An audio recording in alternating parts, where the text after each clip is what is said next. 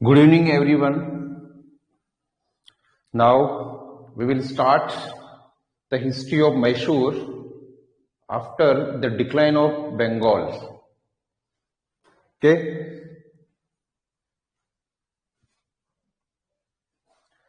किसी को कोई प्रॉब्लम हो, किसी को कोई क्वेश्चंस हो, पूछ सकते हैं ताकि फिर हम क्लास स्टार्ट करें.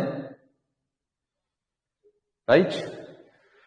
तो स्टूडेंट्स, अब आप आराम से पूरा 1 घंटा मैसूर की हिस्ट्री को समझिए कि जिस तरह से कल हमने बंगाल को अंग्रेजों के हाथों में जाते हुए दिखाया था, उसी तरह से आज हम इंडिया का दूसरा स्टेट, दूसरी रीजनल पावर मैसूर के बारे में बताते हैं कि कैसे मैसूर को ब्रिटिश ईस्ट इंडिया कंपनी ने कैप्चर किया, कैसे हैदर अली और टीपू सुल्तान को खत्म किया.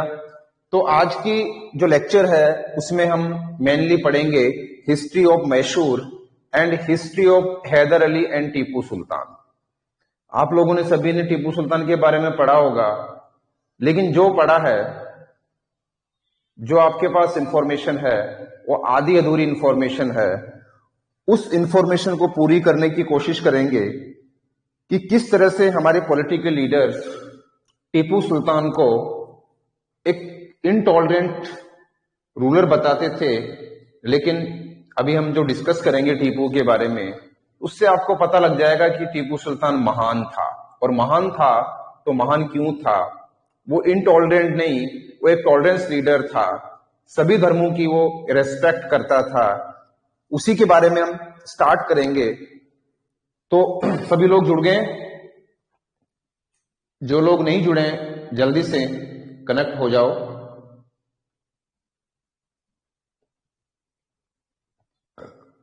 ओके, अभी कुछ लोग रह गए हैं, तो स्टूडेंट थोड़ा जल्दी करो ताकि फिर स्टार्ट करें. चलो, जो भी हैं, जो नहीं आ रहे हैं वो रिकॉर्डेड देख लेंगे. तो history of Mysore, history of Mysore. Mysore की लोकेशन आप लोगों को सभी को पता होगी ज्योग्राफिकली. मैसूर आज के टाइम में कर्नाटका स्टेट में है, कर्नाटका स्टेट में है. तो मैसूर की हिस्ट्री की स्टार्टिंग होती है 1565 after the decline of Vijayanagara empire. आप लोगों ने हिस्ट्री में एक विजयनगर एम्पायर के बारे में पढ़ा होगा, जो कि साउथ इंडिया की most powerful and most important dynasty थी, विजयनगर एम्पायर. तो 1565 में एक बैटल होती है साउथ इंडिया में विजयनगर के अगेंस्ट. और विजयनगर के अगेंस्ट कई सारे छोटे छोटे स्टेट इकट्ठे होकर के विजयनगर के ऊपर अटैक करते हैं. और उस बैटल का नाम होता है battle of Talikota. Battle of Talikota, note कर सकते हो, बैटल ऑफ तालीकोटा. इस बैटल में बीदर, बरार, अहमदनगर, बीदर, बरार, इन स्टेटों ने मिलकर के विजयनगर एम्पायर के अगेंस्ट अटैक करते हैं. बैटल ऑफ तालीकोटा में विजयनगर एम्पायर खत्म होता, हार जाता है. और हारने के बाद विजयनगर एम्पायर कई सारे पार्ट्स में टूट जाता है. और मैसूर डायनेस्टी उसी विजयनगर एम्पायर के खंडरों पे डेवलप हुई है. यानी कि जहां पर पहले विजयनगर एम्पायर था, तो विजयनगर एम्पायर के डिक्लाइन के बाद वहां पर एक इंडिपेंडेंट डायनेस्टी स्टेब्लिश होती है, एक इंडिपेंडेंट स्टेट स्टेब्लिश होता है, मैसूर स्टेट. और उस मैसूर स्टेट की the most important dynasty was Wadiyar dynasty. कौन सी डायनेस्टी थी? वाडियार डायनेस्टी. में स्टार्टिंग की हिस्ट्री बता रहा हूं आपको. वाडियार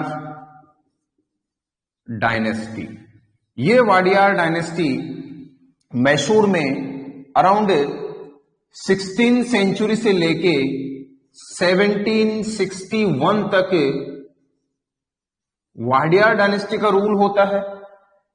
17th सेंचुरी और अर्ली 18th सेंचुरी तक के वाडियार डायनेस्टी काफी स्ट्रॉन्ग फेज में रहती है. लेकिन अराउंड 1730 के आसपास आकर के वहां पर एक कमजोर रूलर आता है वाडियार डायनेस्टी में, जिसका नाम होता है चिक्का कृष्ण राज। चिक्का कृष्ण राज।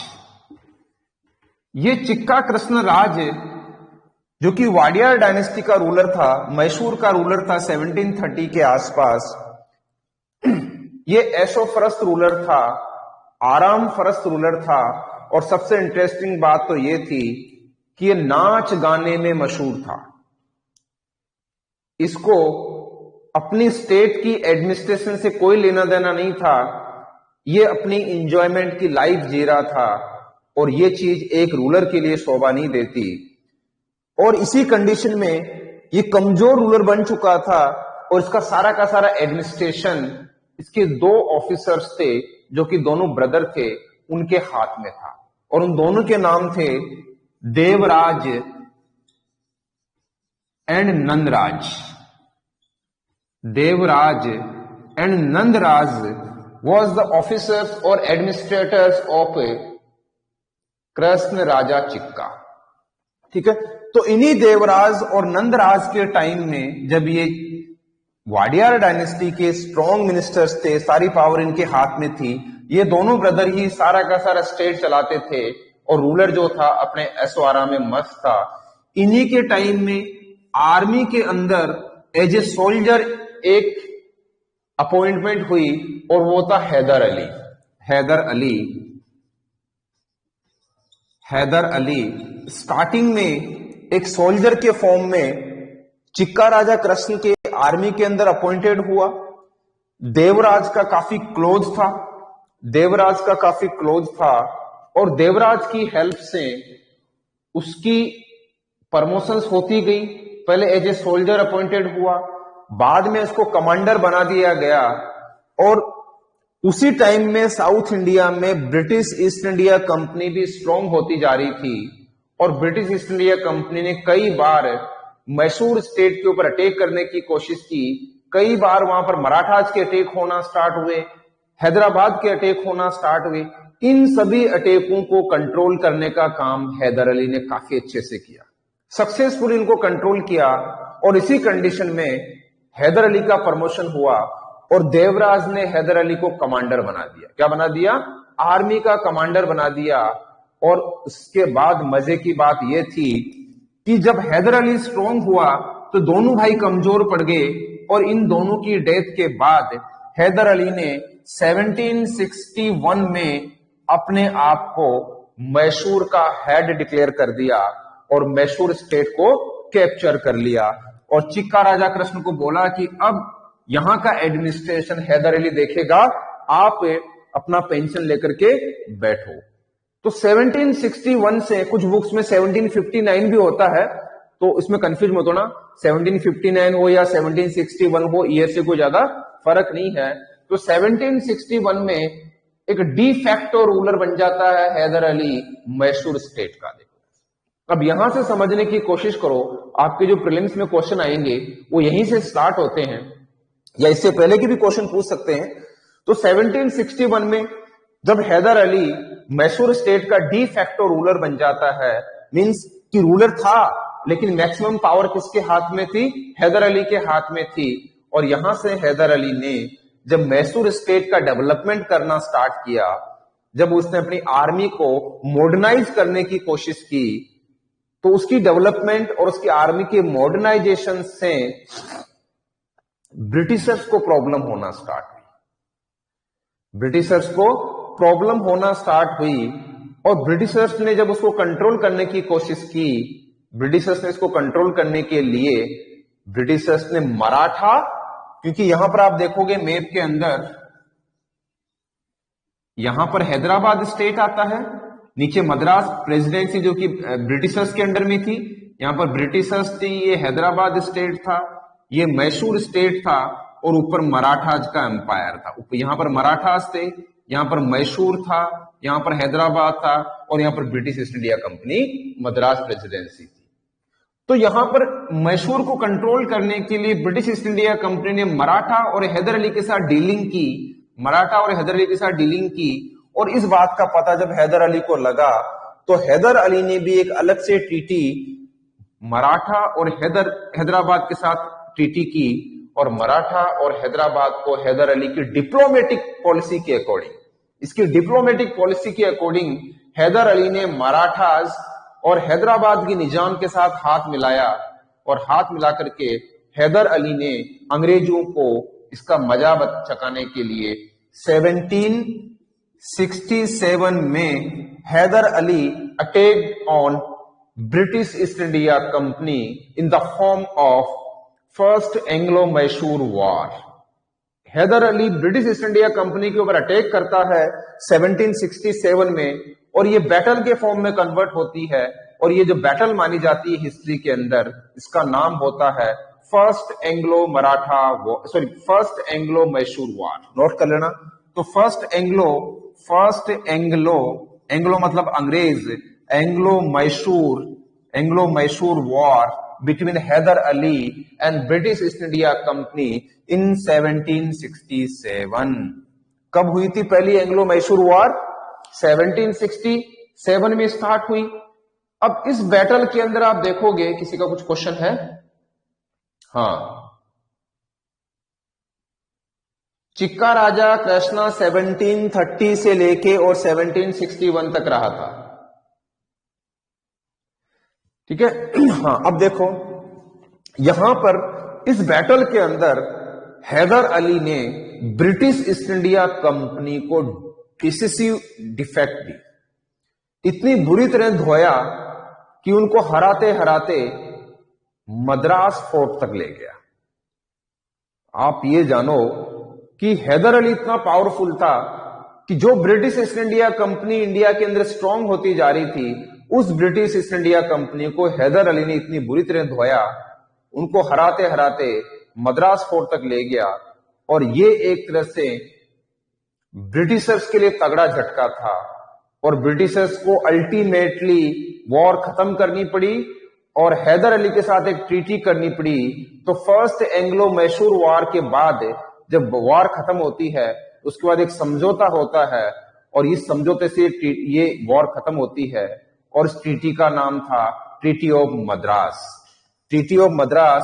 तो first Anglo Mysore war started 1767 और एंडिंग 1769, 2 साल तक चलती है, और 1769 में ये बैटल खत्म होती है किस फॉर्म में? Treaty of Madras. ध्यान रखना, ट्रीटी ऑफ मद्रास। मद्रास की ट्रीटी होती है 1769 में, और इस ट्रीटी के बाद ये तय किया जाता है कि अगर दोनों पार्टीज के ऊपर कोई भी थर्ड पार्टी अगर अटैक करेगी फ्यूचर में, तो दोनों पार्टियां एक दूसरे का सपोर्ट करेगी। फॉर एग्जाम्पल, अगर मैसूर के ऊपर फ्यूचर में अगर कोई मराठा या हैदराबाद अटैक करता है, तो मैसूर के सपोर्ट में अकॉर्डिंग टू ट्रीटी कौन आएगा? ब्रिटिश ईस्ट इंडिया कंपनी उसके सपोर्ट में आएगी, उसकी हेल्प करेगी। ये संधि में मेंशन था। दूसरा, अगर ब्रिटिश ईस्ट इंडिया कंपनी के ऊपर हैदराबाद या मराठा अटैक करते हैं, तो ब्रिटिश ईस्ट इंडिया कंपनी के सपोर्ट के लिए कौन आएंगे? मैसूर आएगा। ये इस ट्रीटी में तय हुआ था। लेकिन अंग्रेजों के लिए ये हार इतनी खतरनाक थी, यानी कि उनके लिए एक तरह से ह्यूमिलिएटल ट्रीटी थी, उनके लिए एक तरह से ह्यूमिलिएटल ट्रीटी थी, गहरा धक्का था उनके लिए। उनके आत्मसम्मान को एक चोट लगी थी अंग्रेजों के, और वो इसका बदला लेना चाहते थे, उसका बदला लेना चाहते थे। तो उसी कंडीशन में यहां पर कुछ टाइम के बाद एक सिचुएशन क्रिएट होती है। यही अंग्रेज मराठाज को उकसाते हैं हैदर अली के खिलाफ, और मराठाज ने 1772 में मैसूर के ऊपर जब मराठाज अटैक करते हैं, मैसूर के ऊपर मराठा जब अटैक करते हैं 1772 में, तो उस अटैक के दौरान हैदर अली अंग्रेजों को ट्रीटी ऑफ मद्रास की याद दिलाता है और कहता है कि समझौते के अकॉर्डिंग तो बात यह तय हुई थी कि अंग्रेजों को मैसूर की हेल्प के लिए आना चाहिए, लेकिन अंग्रेजों ने कहा कि हम आपकी कोई मदद नहीं कर सकते, हम न्यूट्रल है, हम मराठाज के साथ कोई दुश्मनी लेना नहीं चाहते। इस बात से हैदर अली काफी नाराज हुआ, लेकिन हैदर अली मौके की तलाश में था। हैदर अली को पता था कि अंग्रेजों को इस बात के लिए सबक सिखाना जरूरी है, लेकिन मौके का तलाश या मौके का वेट करना पड़ेगा। और यह मौका मिलता है जब 1775 से लेके 1780 के बीच में फर्स्ट एंग्लो मराठा वॉर होती है। ध्यान रखना, 1775 में अंग्रेजों और मराठाज के बीच में वॉर स्टार्ट होती है। तो फर्स्ट एंग्लो मैसूर जब 1775 से लेकर 1780 तक चलती है, तो यही मौका हैदर अली को मिलता है। हैदर अली को लगता है कि अभी British East India company Marathas के साथ वॉर में इन्वॉल्व है, और अगर वो वॉर में इन्वॉल्व है तो इसका मतलब उनकी मैक्सिमम आर्मी मराठाज के साथ लगी रहेगी, और यही सबसे अच्छा मौका है अंग्रेजियों के ऊपर अटैक करने का। तो उसी कंडीशन में हैदर अली ने 1780 में अंग्रेजों के ऊपर अटैक करता है, और वो अटैक एक बैटल में कन्वर्ट होता है, और वो बैटल होती है second Anglo Mysore war, started in 1780। Note कर लो, नोट कर लो। दूसरी सेकेंड एंग्लो मैसूर वॉर इन 1780 में स्टार्ट होती है, 1780 में स्टार्ट होती है, ध्यान रखना। और रीजन मैंने बता दिया क्यों होती है। हैदर अली बदला लेना चाहता था, क्योंकि अंग्रेज उधर इन्वॉल्व थे, अंग्रेज कमजोर लग रहे थे, तो इसी मौके का फायदा उठा करके हैदर अली ने अंग्रेजों के ऊपर अटैक कर दिया। राइट। अब यहां पर जब Hyder Ali second Anglo Mysore war declare करता है, एक मिनट, किसी का मैसेज।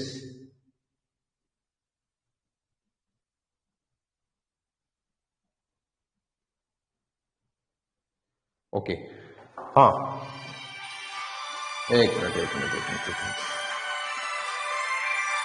हेलो, हाँ जी, गुड इवनिंग। हाँ हाँ, बोलो।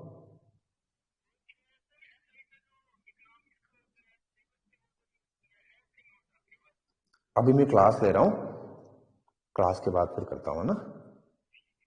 ओके, ठीक है स्टूडेंट्स।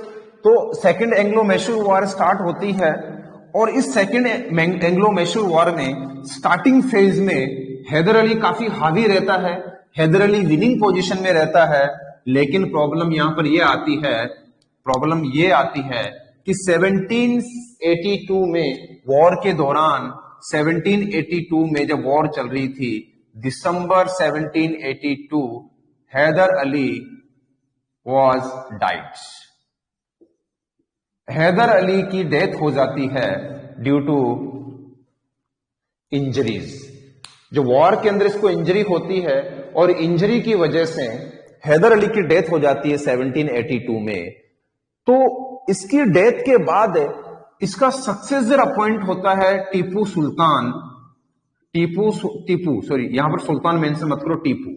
तो टीपू जब इसका सक्सेसर अपॉइंटेड होता है, तो इस वॉर को आगे टीपू लड़ता है, और ये वॉर 1784 में जाके बिना किसी डिसीजन के, बिना किसी के जीते हारे विड्रॉल हो जाती है, ड्रॉ हो जाती है, और दोनों पार्टियों के बीच में एक समझौता होता है, और इस ट्रीटी का नाम है ट्रीटी ऑफ मैंगलोर। देखो, second Anglo Mysore war starting में टीपू लड़ता है, सॉरी, हैदर अली लड़ता है 1780 से लेके 82 तक, और 82 से लेके 84 तक है उस वॉर को आगे कंटिन्यू रखता है हैदर अली का सक्सेसर टीपू। लेकिन अल्टीमेटली दोनों पार्टीज के बीच में, British East India Company and Tipu Sultan के बीच में बिना रिजल्ट निकले ही एक समझौता हो जाता है, और ये वॉर खत्म हो जाती है। तो यहां पर सेकेंड एंग्लो मैसूर वॉर के दौरान कौन सी ट्रीटी हुई थी? नोट कर लो, treaty of Mangalore. Treaty of Mangalore War ended through Treaty of Mangalore in 1784 between Tipu and British East India Company. Treaty of Mangalore, एक बेंगलुरु अलग है, एक मैंगलोर अलग है। और इस दौरान ब्रिटिश कमांडर कौन था? कई बार क्वेश्चन पूछ लेते हैं कि British commander was Eyre Coote, sir Eyre Coote.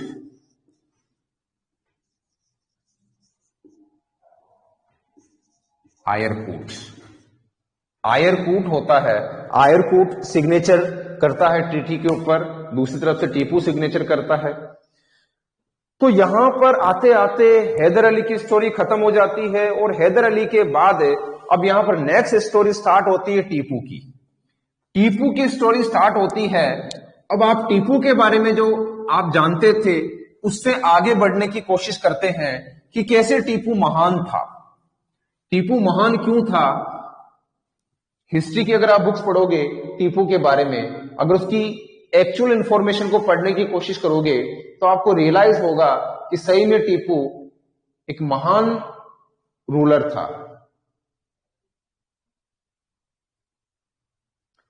Haider का उस टीपू का रिलेशन क्या था? अरे भाई कुलदीप, हैदर अली का लड़का था Tipu Sultan. The Tipu Sultan was a son of Hyder Ali. Clear? Hyder Ali का लड़का था टीपू सुल्तान, तभी तो सक्सेसर बना, तभी तो उत्तराधिकारी बनेगा टीपू।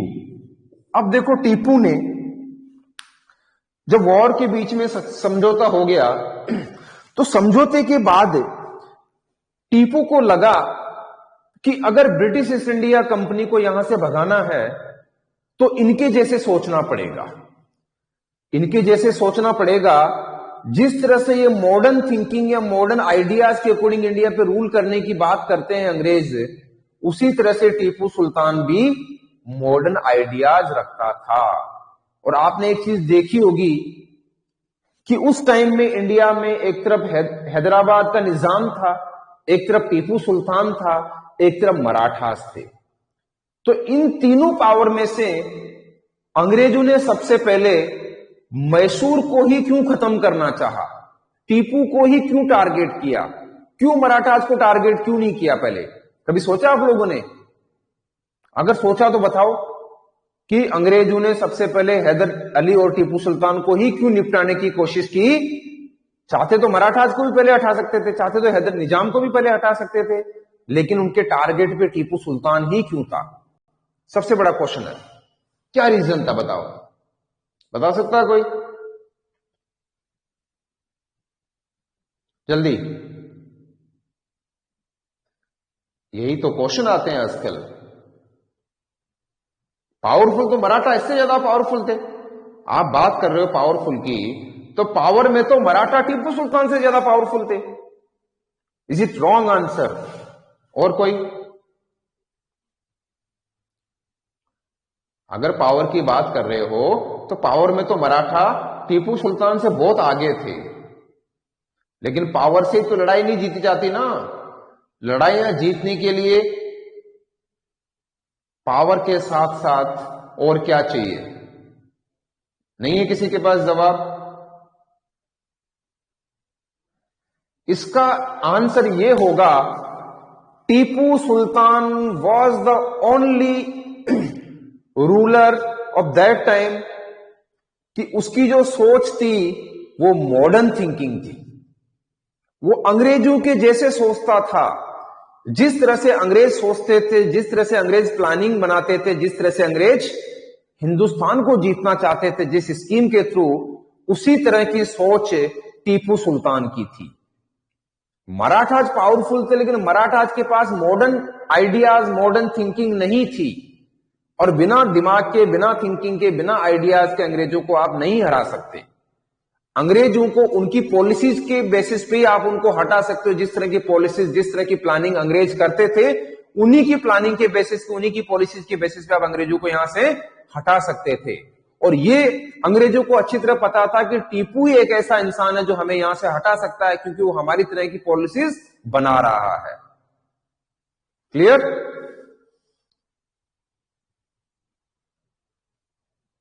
या वेरी गुड, क्लियर है सभी को?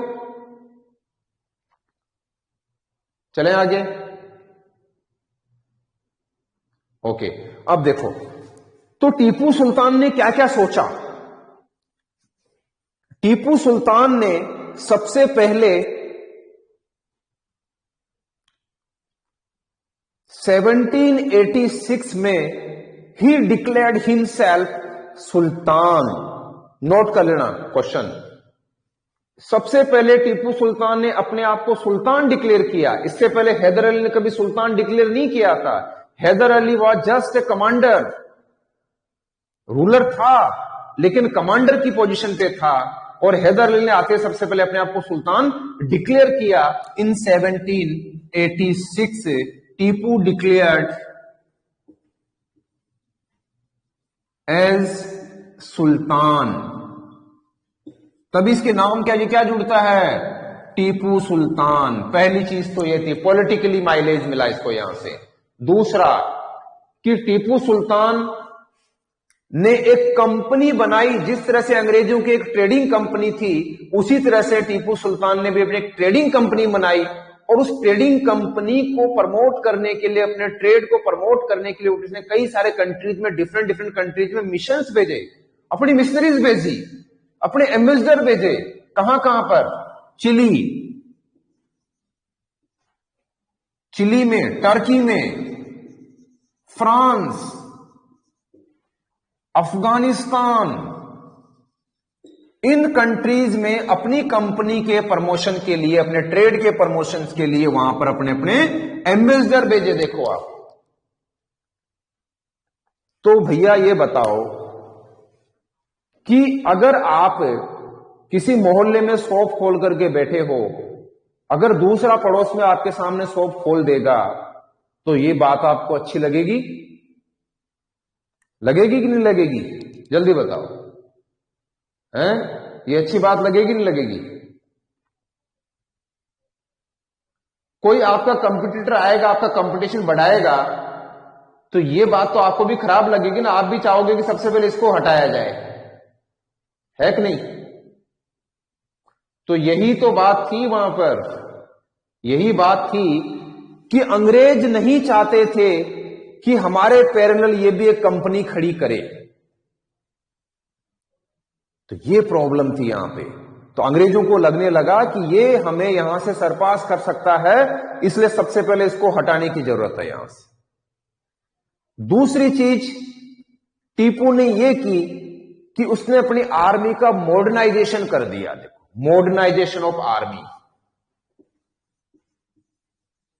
मॉडर्नाइजेशन ऑफ आर्मी, कि जिस तरह से ब्रिटिशर्स की आर्मी पूरी मॉडर्नाइजेशन के बेसिस पे लड़ती थी, उनके पास मॉडर्न टूल्स होते थे, मॉडर्न वेपन्स होते थे, प्रॉपर उनको ट्रेनिंग दी जाती थी, ठीक है ना।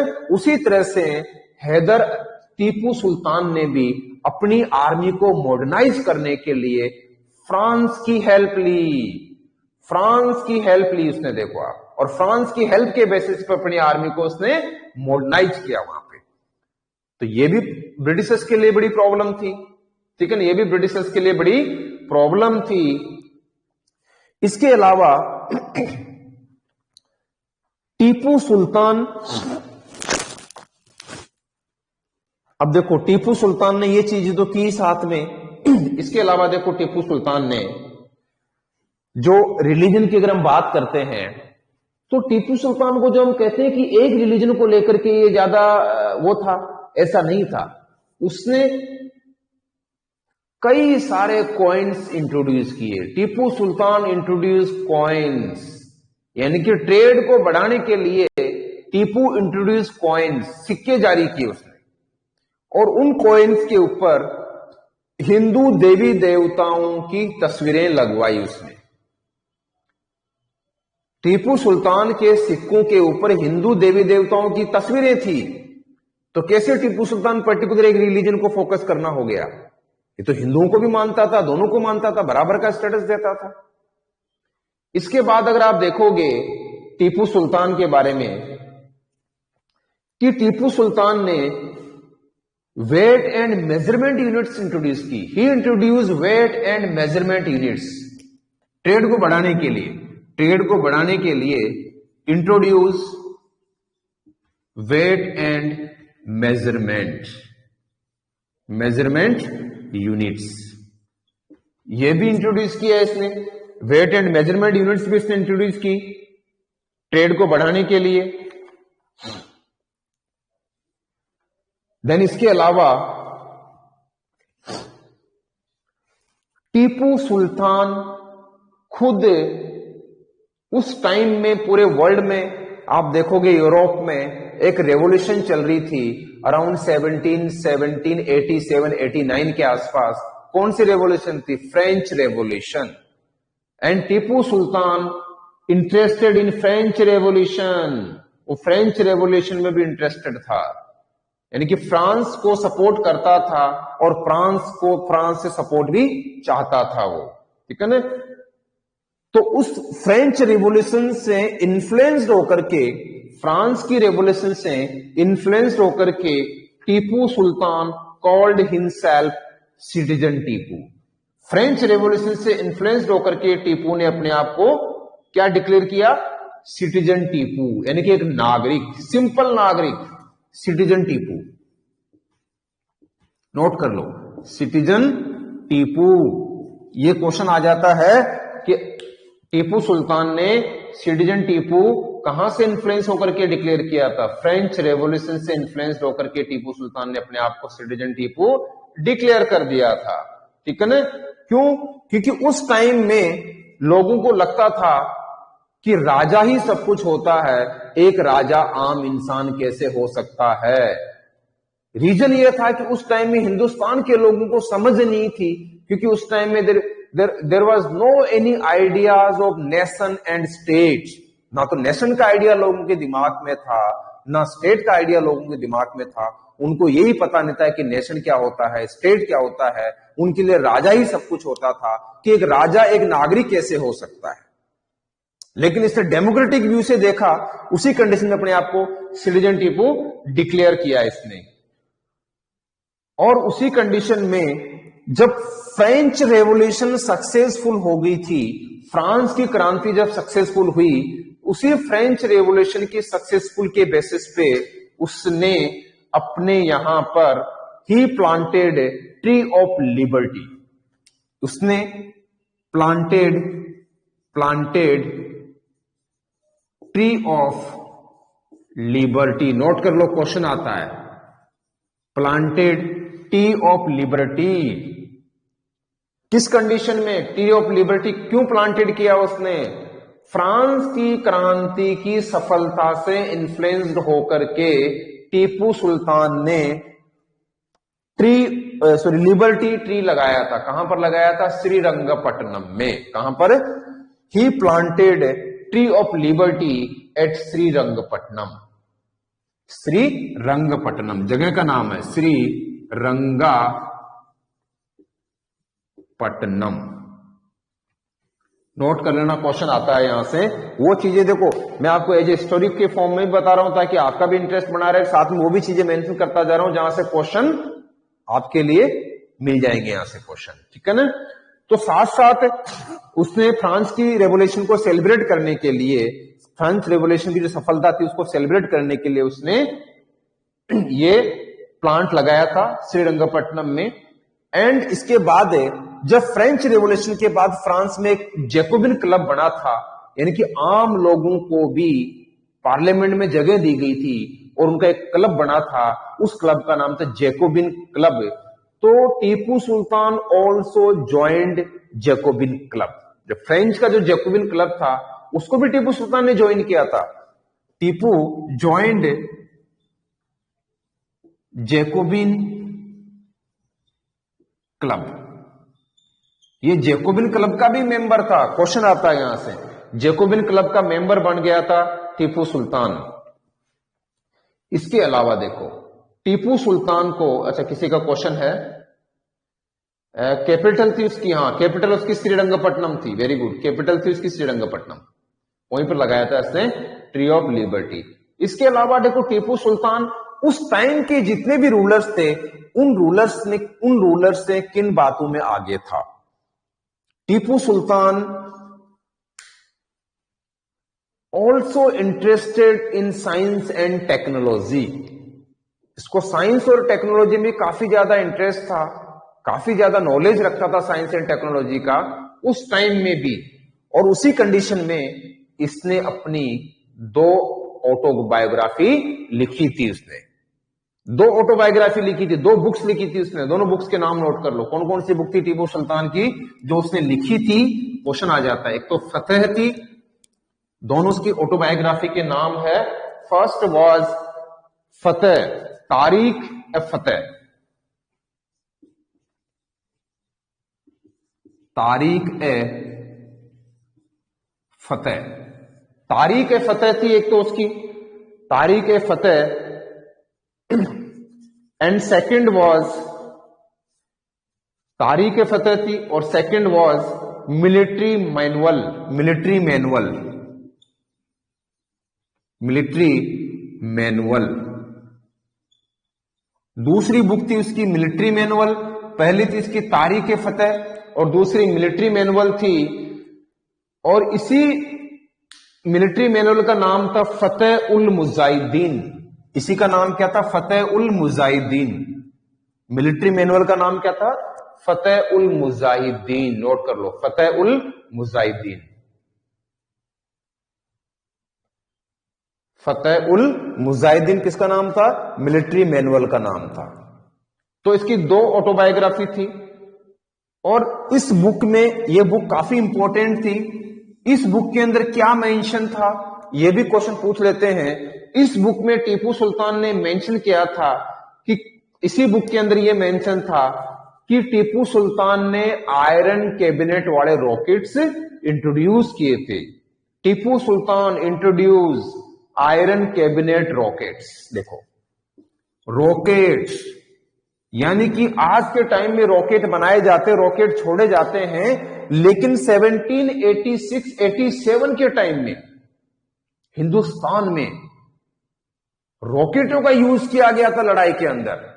और सबसे पहले रॉकेट का यूज किसने किया था? बेम्बू के ऊपर लगा करके, बेम्बू कॉप्टर के फॉर्म में बेम्बू के ऊपर आगे रॉकेट लगा करके लड़ाइयों में यूज किया गया था। किसने? टीपू सुल्तान ने। और जब टीपू सुल्तान की डेथ हो जाती है तो उसकी डेथ के बाद यहां पर जो उसके रॉकेट थे, इन रॉकेटों को लंदन ले जाया जाता है। देखो, इन रॉकेटों को जब लंदन ले जाया जाता है तो वहां पर ब्रिटिश आर्मी का जो म्यूजियम होता है वहां पर रखा जाता है। ब्रिटिश आर्मी की म्यूजियम में रखा जाता है। और वहां से काफी टाइम के बाद वो रॉकेट जर्मनी में जाते हैं और जर्मनी से उनको स्पेस में छोड़ा जाता है। देखो कहां कहां, और जर्मनी और इंग्लैंड के बाद वही रॉकेट का मॉडल अमेरिका तक पहुंचता है।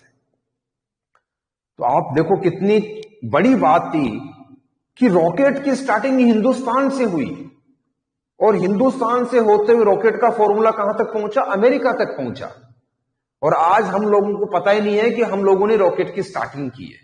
हम लोगों को लगता है कि अमेरिका इंग्लैंड ही काफी आगे है, लेकिन हम उनसे भी काफी आगे थे।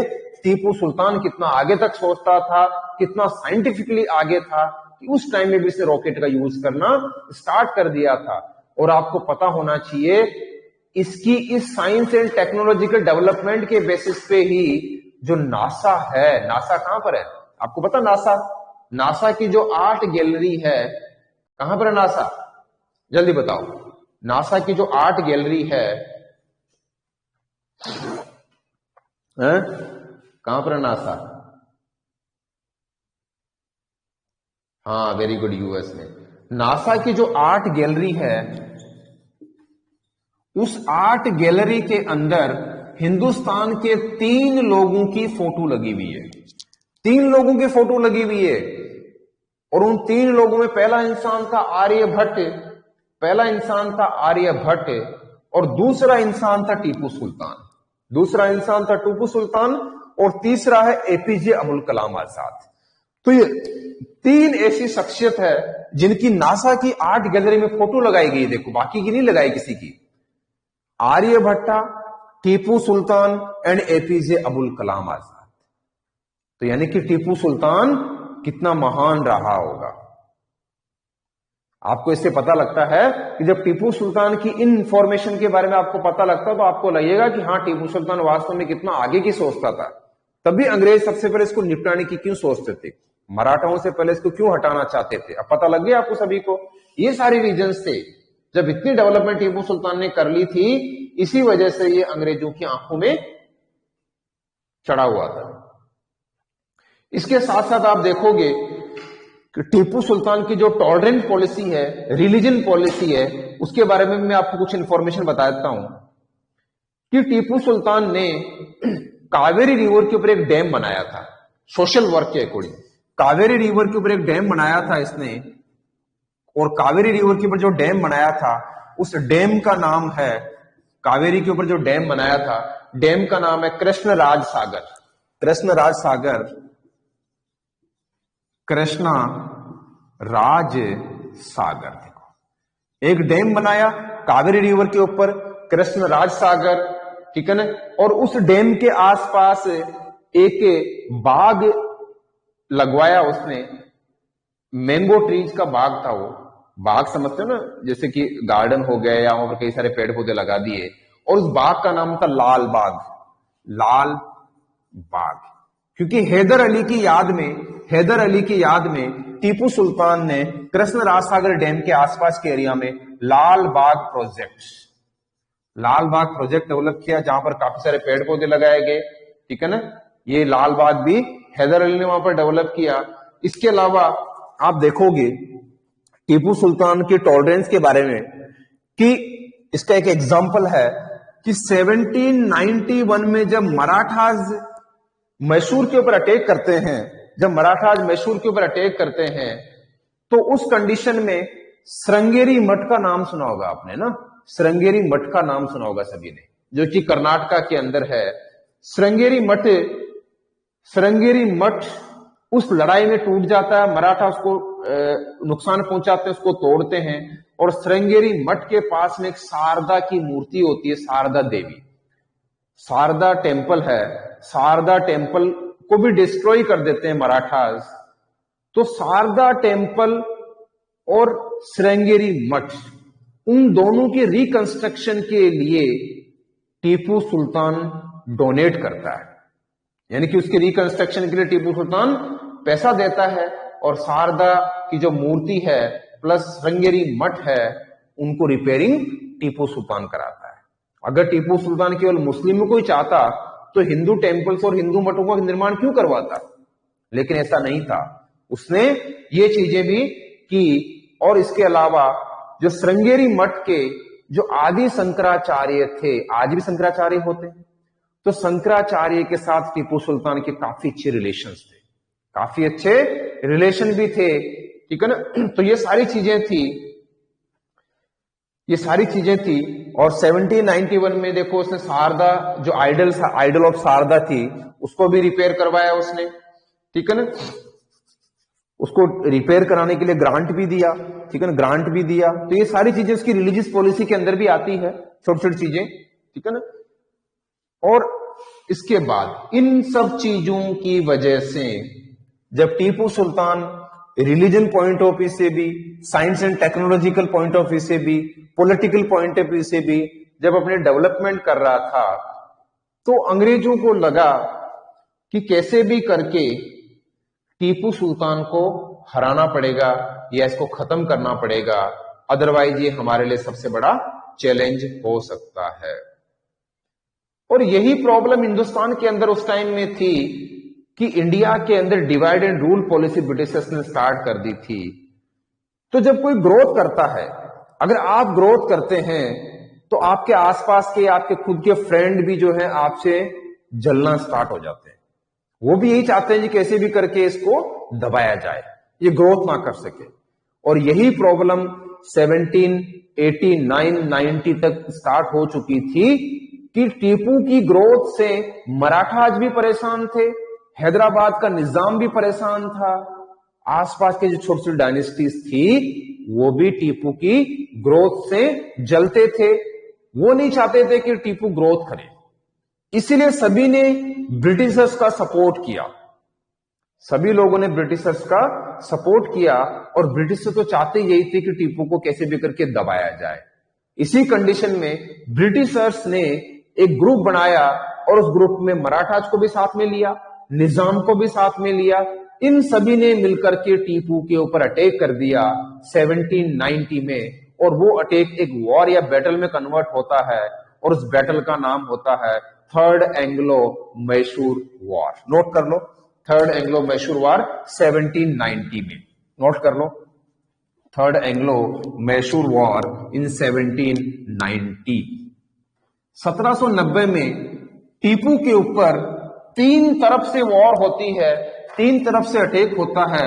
1790 थर्ड एंग्लो मैसूर वॉर। तो 1790 में एक तरफ से ब्रिटिश ईस्ट इंडिया कंपनी इसके ऊपर अटैक करती है, दूसरे एंगल से मराठा इसके ऊपर अटैक करते हैं, और तीसरी तरफ से हैदराबाद का निजाम इसके ऊपर अटैक करता है। तो डिफरेंट डिफरेंट डायरेक्शन से जब टीपू के ऊपर सारे के सारे लोग टूट पड़ते हैं, तो टीपू की भी एक लिमिटेशन है बेचारे। तो टीपू यहां पर इन सभी पावर्स के एकदम से अटैक करने की वजह से हार जाता है, और 1792 में वॉर खत्म हो जाती है। इस वॉर के अंदर टीपू सुल्तान हार जाता है और टीपू सुल्तान समझौता करने के लिए तैयार होता है। तो थर्ड एंग्लो मैसूर वॉर में टीपू सुल्तान की हार होती है, और ये वॉर एक ट्रीटी के फॉर्म में खत्म होती है, और उस ट्रीटी का नाम होता है ट्रीटी ऑफ श्रीरंगपट्टनम। क्या नाम होता है? Treaty of Srirangapatnam. नोट कर लो, ट्रीटी ऑफ श्रीरंगपट्टनम।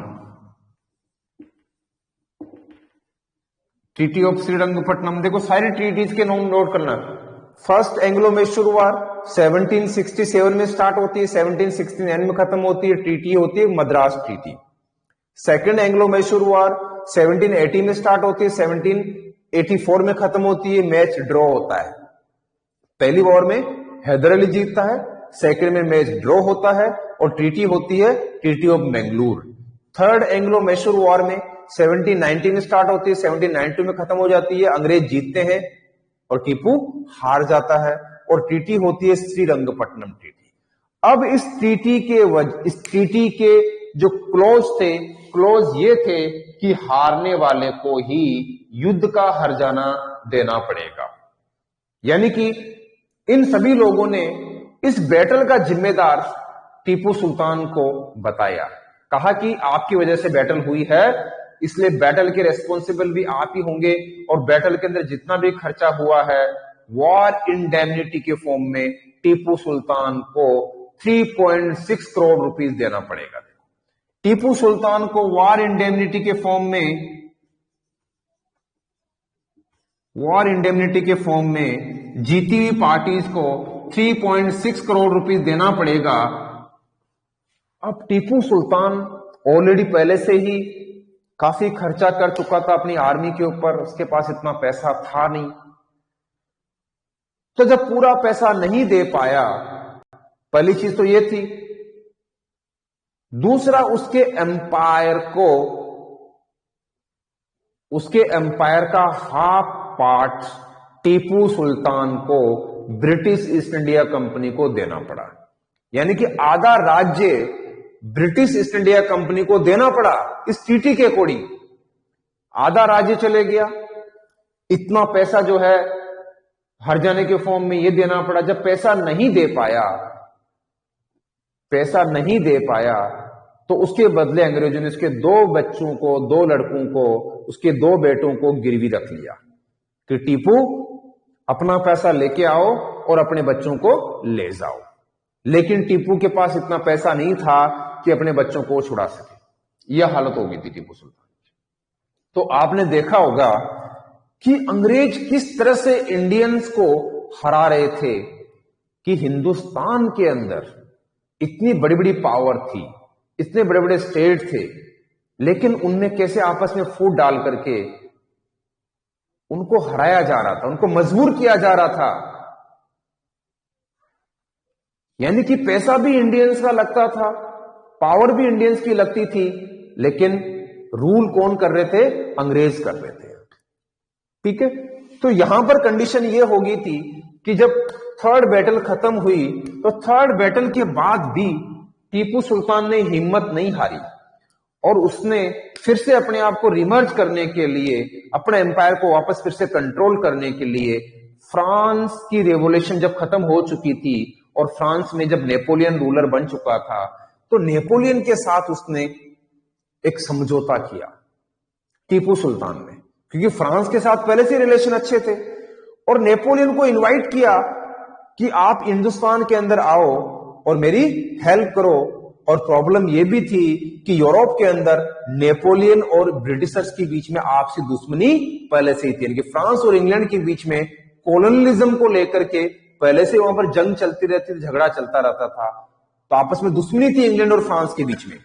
तो नेपोलियन तो इस बात के लिए तैयार था। और आपको यह भी पता होना चाहिए कि नेपोलियन ने टीपू सुल्तान का यह ऑफर एक्सेप्ट कर लिया था और नेपोलियन फ्रांस से निकल करके हिंदुस्तान की तरफ बढ़ रहा था और वो टर्की तक पहुंच भी चुका था। नेपोलियन टर्की तक पहुंच भी चुका था, लेकिन उस टाइम में ये बात ब्रिटिश ईस्ट इंडिया कंपनी को पता चल चुकी थी कि टीपू नेपोलियन के साथ मिल चुका है और नेपोलियन हिंदुस्तान के लिए निकल चुका है, तो नेपोलियन के पहुंचने से पहले ही हमें टीपू सुल्तान को निपटाना पड़ेगा। तो इसके लिए यहां पर 1798 में एक शख्सियत वाइज गवर्नर जनरल बन के आता है और उसका नाम है वारेन हेस्टिंग। वारेन हेस्टिंग, तो वारेन हेस्टिंग्स ने बड़ी चालाकी दिखाई और चालाकी दिखा करके टीपू सुल्तान के सामने एक प्रपोजल रखा, और वो प्रपोजल था सब्सिडरी अलायंस। क्या था? Subsidiary alliance. Subsidiary alliance. तो टीपू सुल्तान को वारेन हेस्टिंग कहता है कि टीपू जी, आप हमारे साथ सब्सिडरी अलायंस को साइन कर लीजिए, यानी कि जो सब्सिडरी अलायंस है इसके ऊपर सिग्नेचर कर दीजिए। आपको ना तो आर्मी रखने की जरूरत है, ना कुछ किसी के साथ लड़ने की जरूरत है, ना किसी से डरने की जरूरत है। आपके ऊपर कोई भी अटैक करेगा तो उसको अंग्रेज सेना देखेगी। आपके ऊपर जो भी पार्टी अटैक करेगी उसको अंग्रेज सेना आपकी रक्षा के लिए आएगी, आपको आर्मी रखने की कोई जरूरत नहीं है। तो टीपू ने कहा कि सब्सिडरी अलायंस सिग्नेचर करने का मतलब है कि टीपू इनडायरेक्टली ब्रिटिशर्स के हाथों में चला जाएगा। टीपू बिक चुका होगा अगर ऐसा करता है। तो टीपू ने कहा, टीपू की एक स्टेटमेंट थी और टीपू की स्टेटमेंट ये थी, टीपू ने कहा कि 100 गीदड़ों की मौत मरने की बजाय 100 गीदड़ों की मौत मरने की बजाय एक शेर बनकर के मरना ज्यादा अच्छा है। मतलब डरने की बजाय निडर होकर के मरना वो ज्यादा अच्छा है, यानी कि 100 गीदड़ों की मौत मरने की बजाय एक शेर बनकर के मरना ज्यादा अच्छा है। तो इस बात से वॉरेन हेस्टिंग नाराज होते हैं और वॉरेन हेस्टिंग कहते हैं तो ठीक है, आप अगर गीदड़ों की मौत नहीं मरते तो अब हम आपका गीदड़ की तरह ही शिकार करेंगे, आपका गीदड़ की तरह ही शिकार करेंगे, यानी कि गीदड़ का शिकार अब अंग्रेज करेंगे। इस कंडीशन में 1799 में ब्रिटिशर्स अचानक ही श्रीरंगपट्टनम के ऊपर अटैक करते हैं, श्रीरंगपट्टनम के ऊपर अटैक करते हैं और फोर्थ एंग्लो मैसूर वार डिक्लेयर करते हैं।